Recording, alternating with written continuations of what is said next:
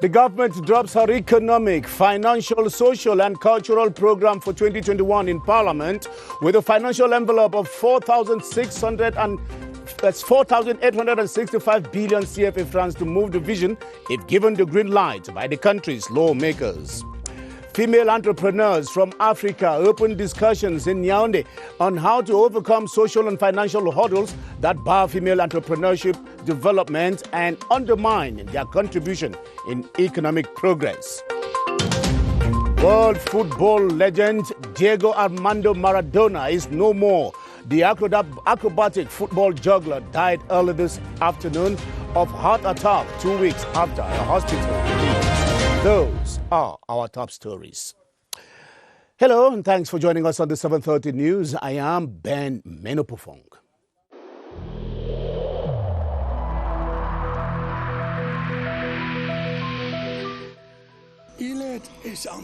Each of us must comply with the measures that have been taken.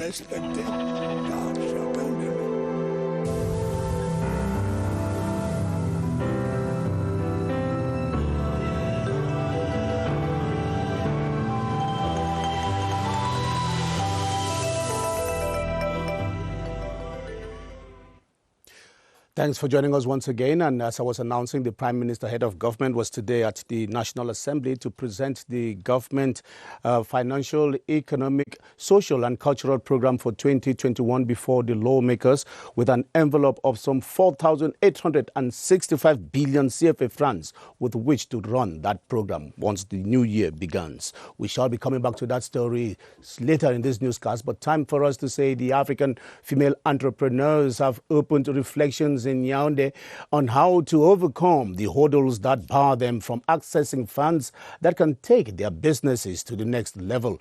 The discussions that are taking place within the framework of the first African Forum for Female Entrepreneurs are focused on how to boost the growth rate of female-run businesses in a male-dominated context laden with restrictive cultures and traditions. Clarice Array-Takang reports on the opening ceremony of the one-week event. 27% of African women are entrepreneurs. Though jobs and wealth are created through a vast display of skills, many businesses owned by women have a hard time becoming success stories. Chief amongst the killers is difficult access to funds. Our traditional banking system doesn't have confidence in very small enterprises. So we are struggling. They need too much guarantees, and it's very complicated for women to have access. Meeting at the first African Forum of Women Entrepreneurs, actors believe there is need to ensure that women are given the chance to excel in business by making capital available. Officials hold that acknowledging the economic potential is crucial. Building on it, therefore, requires putting in place the right strategies. We have, especially in our region, different ways of raising money. It's just a way of helping them sort of guide how they will be using that money. These kind of ways of financing can be used. In the market, for example, you have the women that every day they put money together and then at the end one will take that money. So this kind of action can be sort of organized, better organized, to be more beneficial for all of them. With experience and information sharing, more women entrepreneurs with thriving businesses is what they hope will become part of the rule and not the exception.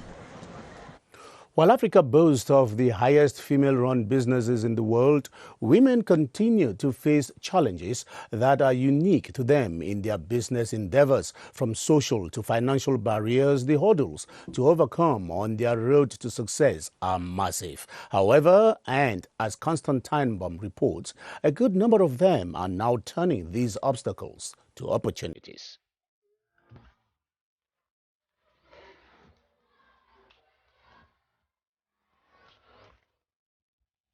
Borrowing from the lyrics of James Brown, the entrepreneurial world in Cameroon is a man's world. It will be nothing without a woman. This is one of the economically active women entrepreneurs in the formal sector, and she is the CEO of her enterprise. Created my company where I promote agriculture, real estate, and education. In our society, we think that women are weak. But I went beyond that with an objective to succeed. Today, she recruits about 300 workers and spends almost 8.5 million francs CFA for salaries per month. Parents must be aware that they don't succeed only as a civil servant. Parents should orientate their children in vocational training for their success. The woman must have the capacities to manage her business. So I don't think that it's a problem of men, of gender. For more women to operate out of the domestic markets, measures to improve access to finance for women entrepreneurs, as well as exposing more markets to them. Cameroon's National Development Strategy document that spans from 2020 to 2030 lays particular emphasis on the promotion of employment and the integration of young people. While the government strives to meet this objective, it is taking measures to ensure that training in the various job-generating sectors are tailored to meet the needs of the job market. Luma Slim Davis explains how. Economic growth, employment, and the insertion of youth into the mainstream of economic development activities constitute a big challenge in Cameroon's vision of becoming an emerging economy by 2035. In this area, the overall objective is to promote full and decent employment through the expansion and enhancement of job creation opportunities in the economy. The policy revolves around promoting employment in public investment projects, improving productivity, employment and incomes in rural areas, and the promotion of the migration from the informal to the formal sector.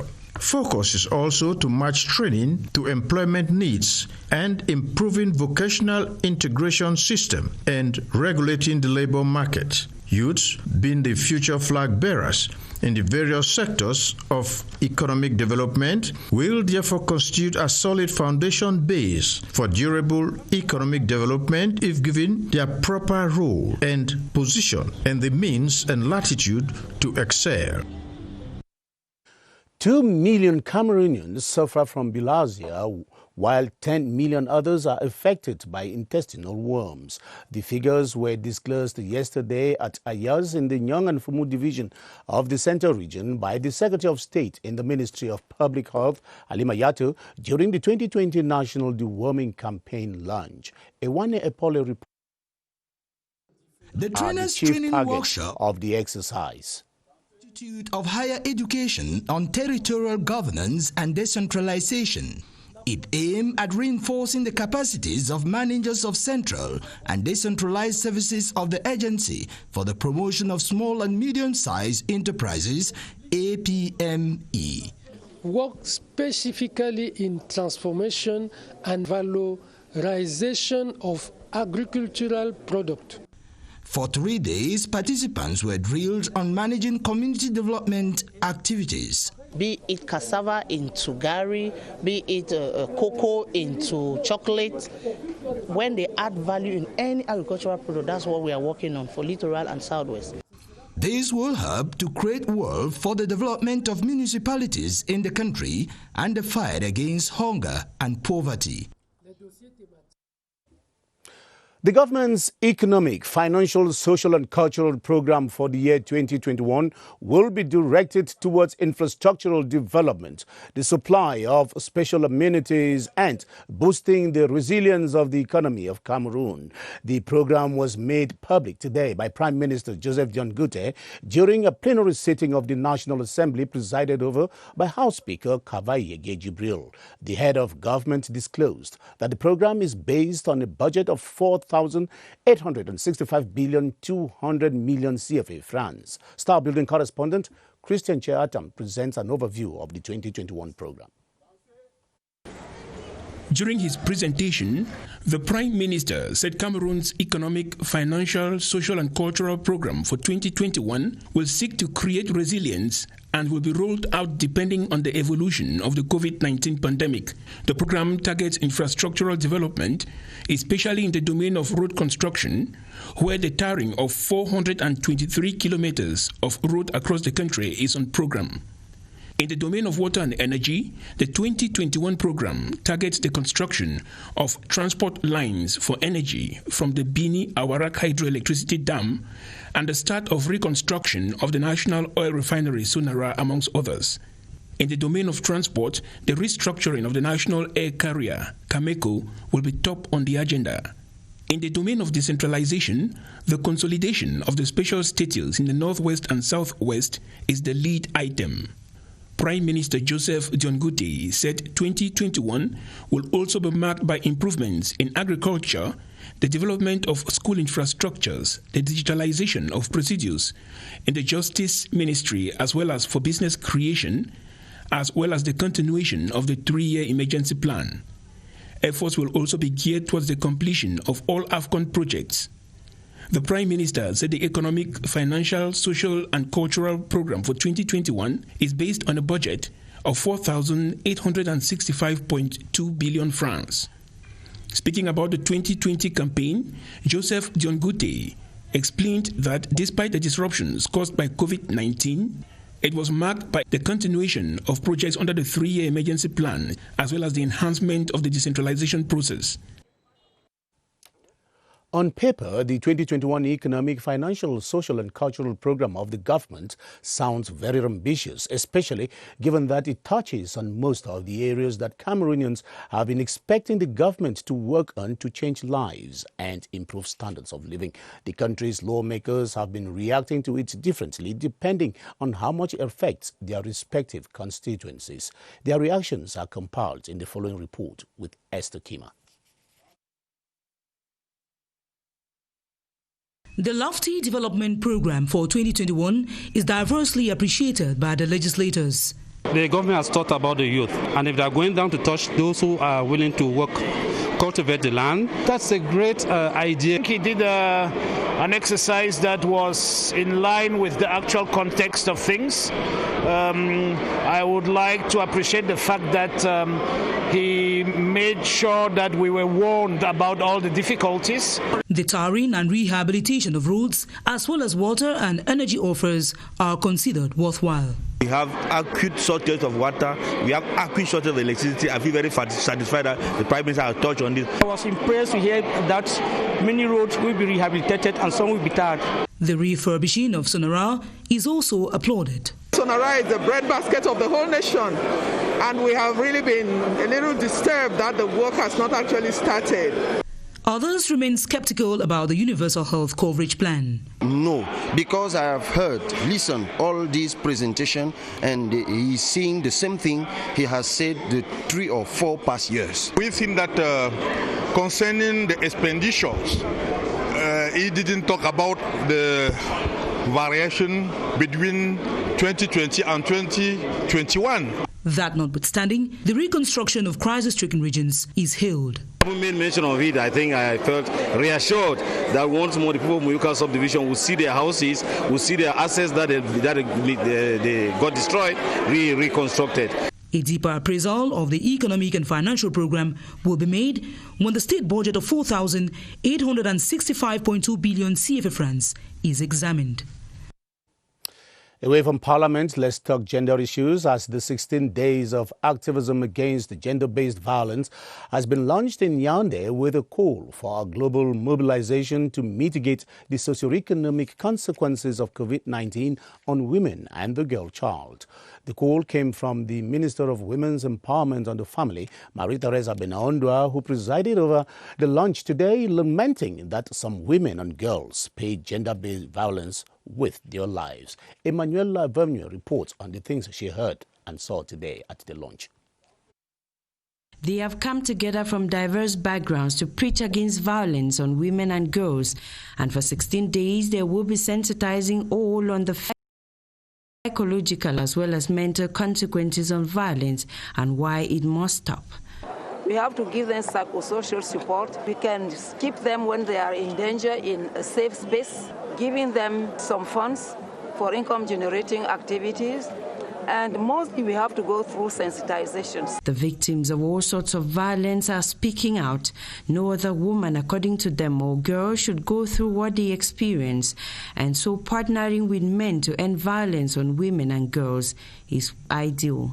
Make sure young women are able to come out of this depressing situation and assume themselves the way they are supposed to be, the way they are meant to be, strong, powerful. On the theme Orange the World, mobilize all necessary factors to fight against the socioeconomic consequences of COVID-19 on women and girls, some 12 women have been offered sewing machines as a way to empower them.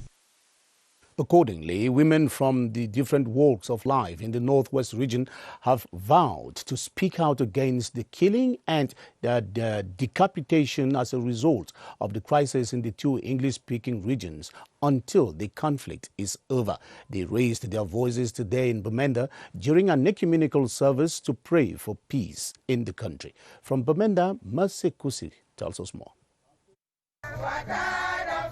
They are not raising any arms, but just their voices in this grand tournament of the continuous bloodshed in the northwest and southwest regions. These female traditional title holders of the northwest say it is high time everyone started speaking the language of peace. We see children being murdered in classrooms. We think that the country is actually getting into chaos. So we are praying. Those who are in the bushes, let them drop their guns. We will not want our children to continue to die because we cannot more bear the pain. We are the mothers. We are the one who have brought these children in our womb for 9 months.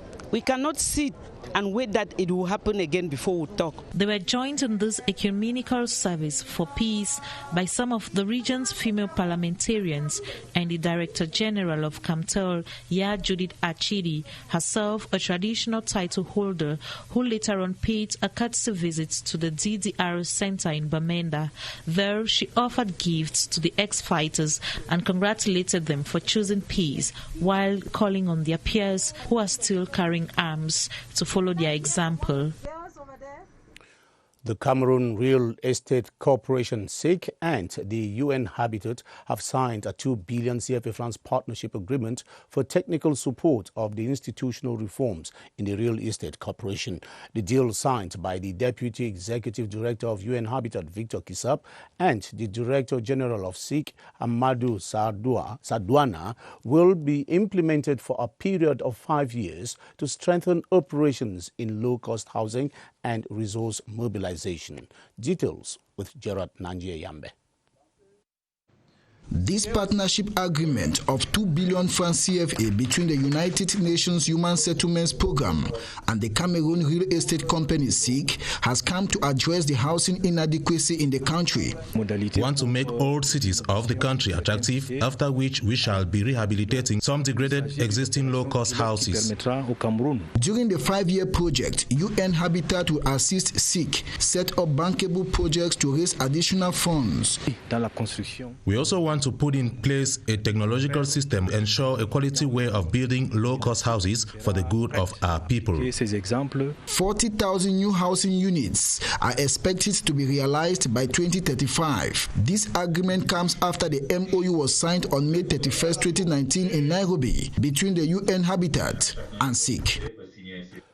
Close to 700 files for change of grades in the higher education sector in Cameroon are under scrutiny by the Consultative Committee of University Institutions in the country. The applicants are expected to be promoted to various professorial ranks in the university hierarchy. Presiding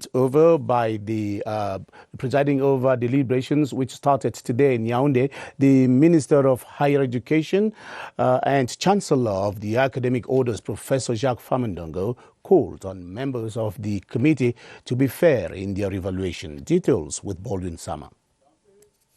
3 days of intense activity for the different members of the 43rd and 44th sessions for the Consultative Committee of University Institutions, who will equally have on the agenda the special recruitment of 2,000 university lecturers.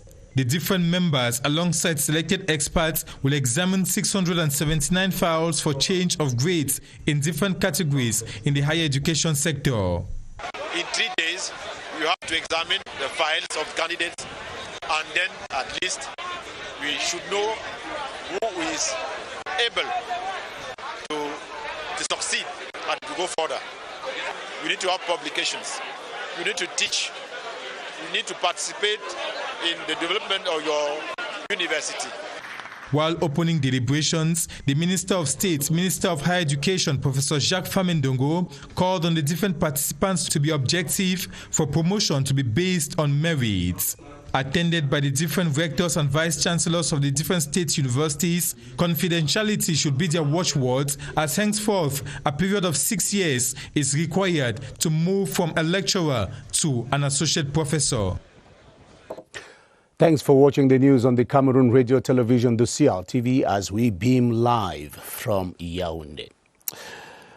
Cameroon's elections watchdog Elecam has again reassured that the regional council elections of December 6, 2020 will hold in the entire national territory in total fairness and transparency. The assurance was given in Yaoundé today by the chairman of the Electoral Board of Elecam, Eno Abrams Egbe, while chairing the 5th session as of right of the elections outfit. Ebenezer Akanga reports on the outcome of today's discussions.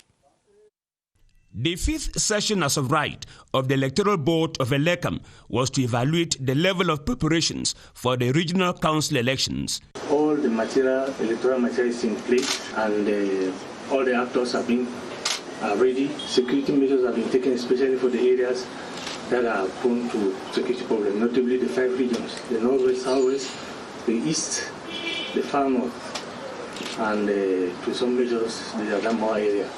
For the figures, 10,267 municipal councillors will vote in the first electoral college, while 14,045 traditional rulers will vote in the second electoral college, making a total of 24,312 voters. The municipal councillors will vote in 117 polling stations, while traditional rulers will vote in 157 polling stations, making a total of 274 polling stations. The color of the voters' card for municipal councillors is yellow, while that for traditional rulers is pink.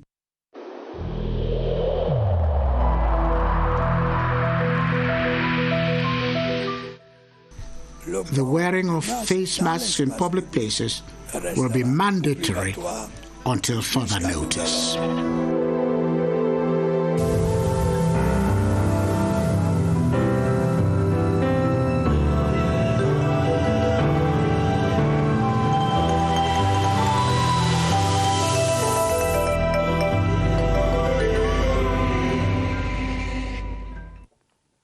Faced with the current rise in the number of secondary school students tested positive of COVID-19 in the littoral and west regions, the Minister of Secondary Education has reiterated the strict respect of the barrier measures against the pandemic by both students and teachers. But why is COVID-19 becoming so rampant again in the school milieu despite the barrier measures? Yeah, that is what Baldwin Sama and Dr. Joseph Fonkam at the Public Health Center should be explaining to us live from that center. Hello, Baldwin. Good evening.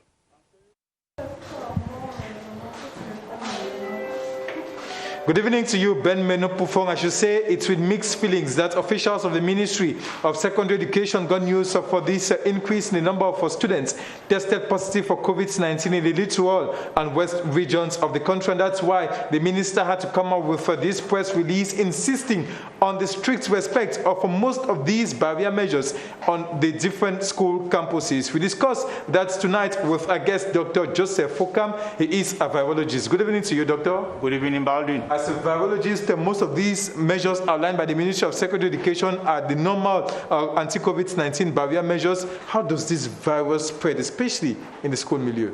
Effectively, Baldwin, in this 4th operational phase for response to COVID-19 in Cameroon, we have a safe reopening of schools for children who are going back to schools. And to ensure that they are quite safe, we have a focal point for COVID-19 in each school. We have water and soap for every child coming in to wash his hands, and we also make sure every student has his face mask to make sure we should avoid new cases. But unfortunately, children are not respecting these measures, and we are now seeing new positive cases within the school milieu, be it secondary primary and even within the university. So in this context, there is need to come up a bit with a kind of repressive measure. One of these measures outlined is the systematic screening of students on the different campuses. You talked a while ago, the other day, about children below 10 who have been tested positive for COVID-19. How should this screening be carried out? Effectively, in terms of rapid screening, we have antigen testing that are quite available in every health district in Cameroon, including within those schools milieu. And these tests easily pick up those who are highly infectious. And we really call for parents, we really call for teachers, especially the focal point for COVID-19, to make sure they should adhere to this screening method, such that we should be able to isolate and protect those who are positive, and as well protect also the entire community as well. Thank you so much for always being our guest, Dr. Joseph Fokam. You are a virologist. Most of these outlined measures by the Ministry of Secondary Education are scrupulously being respected by the students and teachers themselves, so as to be able to limit the spread of the coronavirus in the school milieu. Back to you, Ben Menopufon. Thank you very much, Baldwin Sama, for those updates. Managers of central and devolved services of the Agency for the Promotion of Small and Medium-Sized Enterprises have been drilled on community development techniques. For 3 days, they acquired knowledge on the promotion of the transformation of agricultural produce to add value and create wealth. Ewane Epole reports on the various modules of the workshop.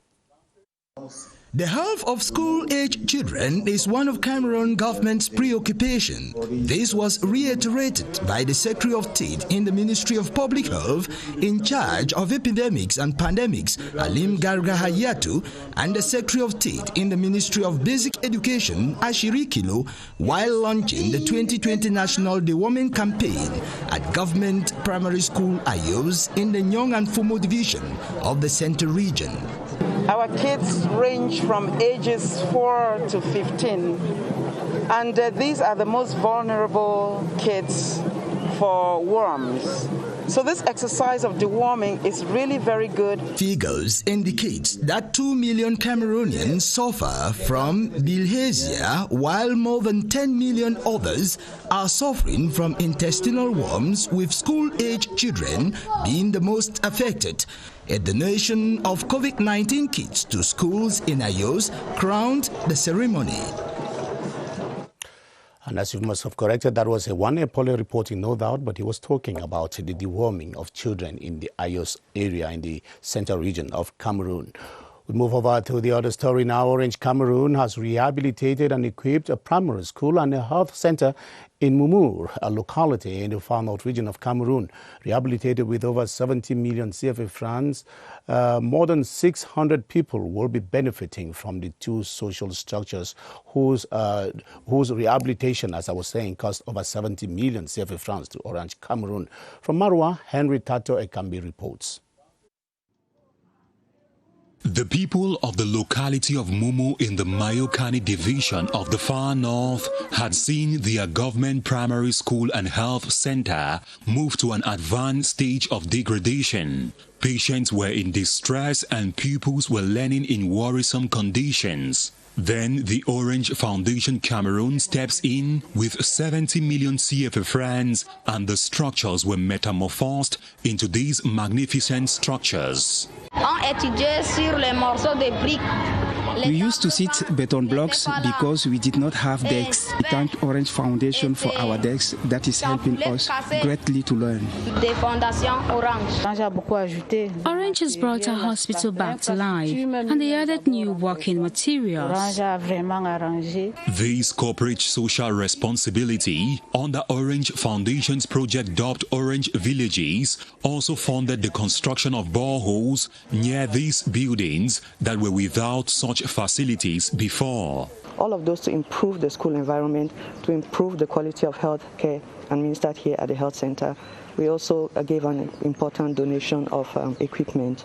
During this ceremony to inaugurate the renovated structures, the Secretary General at the Far North Governor's Office lauded the Orange Foundation for such an initiative that promotes development. The mobile telephone network Orange Cameroon, through its foundation put in place in 2009, introduced the project Orange Villages in 2014 with the mission to build a health healthcare center, a school and a water point in the heart of a village. Since 2014, 6 orange villages have benefited from these basic facilities, with Mumu being the 6th. Football legend Diego Armando Maradona is dead. The 60-year-old former Argentina attacking midfielder and manager suffered a heart attack at his Buenos Aires home late this afternoon. Diego Maradona led his country to the 1990 World Cup final in Italy, where they lost 0-1 to Cameroon in the opening game. Benin Bumagana revisits the life and career of the football icon. Diego Armando Maradona was arguably one of the greatest football players of all time, and to many, he was simply the best. For those who watched soccer in the 90s, they know of a Maradona, a player who would often dribble past multiple opposing players on a run. His creativity and grandeur on the pitch and his eye for goal made of him a precocious talent and was nicknamed El Pibe de Oro, the Golden Boy. Maradona had suffered successful surgery on a brain clot earlier in November and was to be treated for alcohol dependency. He suffered a heart attack at his Buenos Aires home in Argentina. Maradona was captain when Argentina won the 1986 World Cup, scoring the famous Hand of God goal against England in the quarterfinals. Talk about Maradona in Cameroon is reminiscent of how Cameroon beat Argentina 1-0 in the 1990 World Cup. Argentina has declared 3 days of mourning for the legend. So far, Brazil legend Pelé has said, quote, "One day we'll kick a ball together in the sky above. Long live the legend, Viva la leyenda." That's why we'll leave it for this evening. Thanks for watching. We'll be back tomorrow.